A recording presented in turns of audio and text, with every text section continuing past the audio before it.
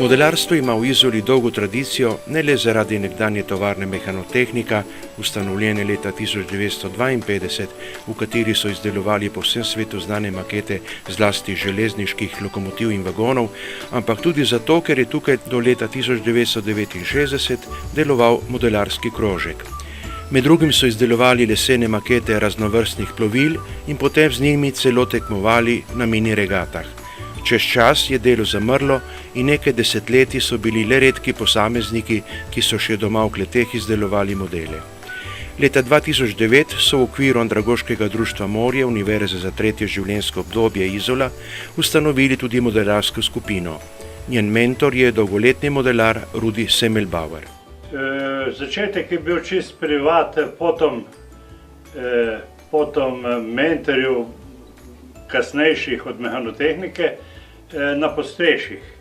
Leta 1958 se je ustanovil klub Mehanotehnika, modelarski klub, in to v starih prostorih razvojne delavnice, Mehanotehnika.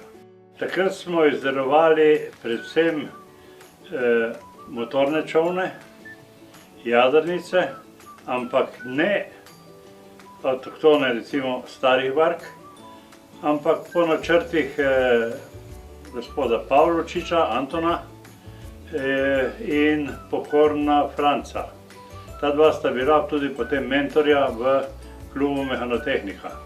Klub se je praktično ustanovil leta 1958 in je trajal, ker sem jaz bil zraven, do leta 1964.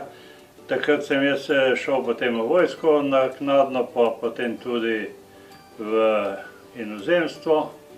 Tako da klub je okoli 69. praktično zamrl. No, ko sem prišel iz tujine, sem začel z bivšim mentorjem Pokornom izdelovati avione. In s tem, ker smo pa dobili prostore Univerze za tretje življenjsko obdobje v Verdevi, je pa naša predsednica rekla, tudi modelarstvo bomo začeli. In takrat se je začelo 2009 tudi modelarstvo v Univerzi tretjega življenjskega obdobja. Je skupina modelarjev začela tudi izdelovati, ampak predvsem barke, starejše, avtohtone barke, ki so bile tle, ali pa ustvariti tako in tako so prišle vse iz Beneških lagun. Začeli smo obnavljati stvari, ki so bile nekoč in tudi tukaj plule in ribiči uporabljali za svoje dejanja, mislim za svoje preživetje v bistvu takrat, ker takrat ni bilo nekih ogromnih bark, ampak so bile batane, malo krajše, malo to, kakšni vragovci, potem levti in tako naprej.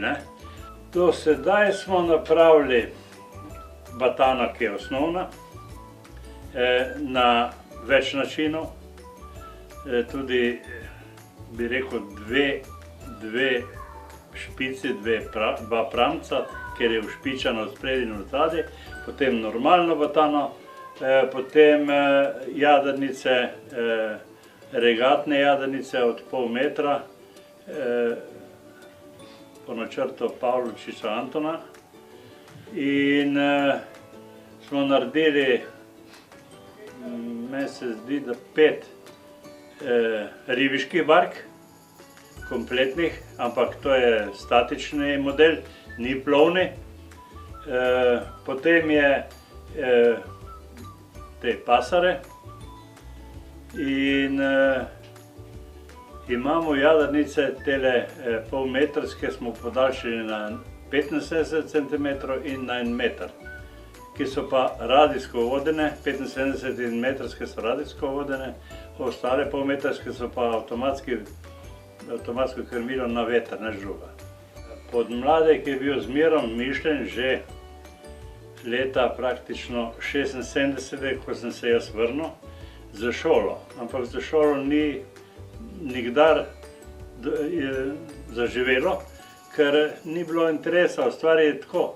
Oni so rekli, prineste orodje in zvečer odneste iz šolskega, prostora, ne? To pa je nemogoče.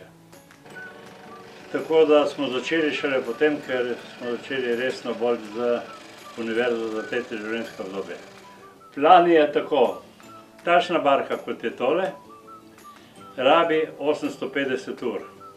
To je intenzivni, če bi vsaki dan delal po 8 ur, 4 mesece. Ne? Ampak to je plan, recimo, za eno šolsko leto, ja, in potem tako naprej, ne. Tako da ne moramo to delati serijsko, da bi kar pritiskali in da bi letela barkica ven.